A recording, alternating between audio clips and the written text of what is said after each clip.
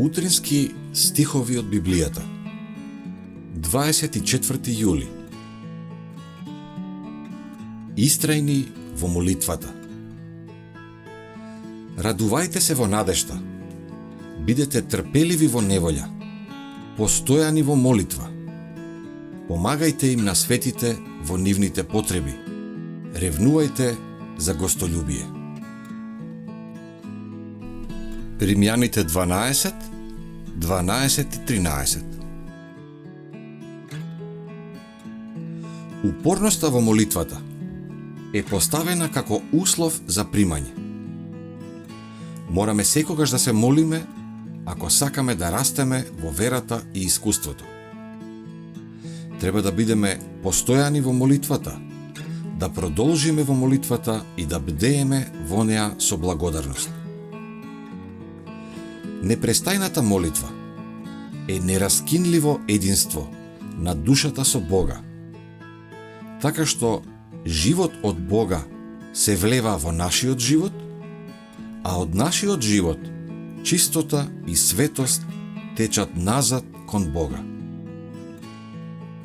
Неопходна е усрдност во молитвата. Не дозволувај ништо да те спречи. Вложи го секој напор за да ја одржиш отворена заедницата помеѓу Исус и твојата душа. Искористи секоја прилика да одиш на места каде што се собираат за молитва. Оние кои навистина бараат заедница со Бога ќе бидат видени на молитвениот состанок, верни во извршувањето на својата должност и решителни и нетрпеливи да ги пожнеат сите придобивки што можат да ги добијат. Тие ќе ја искористат секоја можност да се постават таму каде што можат да ги примат зраците на светлина од небото. Треба да се молиме во семејниот круг, но над се не смееме да ја занемариме тајната молитва, бидејќи таа е животот на душата. Невозможно е душата да напредува додека се занемарува молитвата. Само семејната или јавната молитва не е доволна. Насамо, нека душата се отвори за испитувачкото око на Бога. Тајната молитва треба да биде слушната само од Бога кој ги слуша молитвите.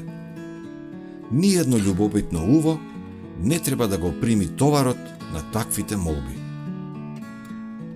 Во молитвата насамо, душата е ослободена од околните влијанија, ослободена од возбуда. Мирно, но сепак ревносно, таа ќе посегне кон Бога.